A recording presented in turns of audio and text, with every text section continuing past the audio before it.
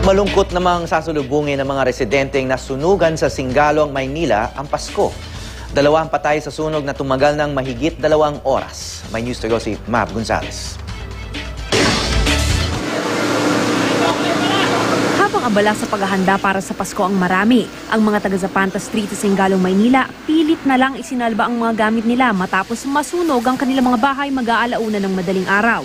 Mabilis inakyat sa ikalimang alarma ang sunog. Ayon sa isang taga rito, nagulat na lamang daw siya dahil may narinig siyang nagsisigawan sa labasan. Bigla na lang akong nagising na nagsisigawan. Tapos nung makita ko sa may bintana namin, ang lakas na, alipato na ang dating. Ayon sa Bureau of Fire Protection, nasa 50 bahay ang natupok.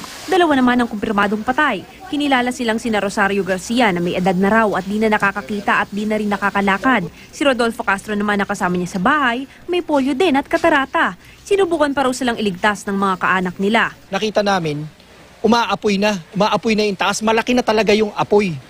Tapos, nakasarado nga yung pintuan, tinatadyakan nila, tinry naming buksan. So, nabuksan namin. Pagpasok namin, malaki na talaga yung apoy. So, lumabas na kami. Mabilis yung pangyayari.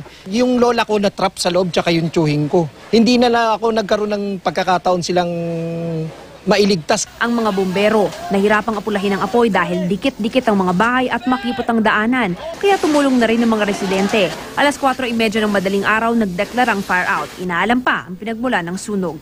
Mav Gonzales, GMA News.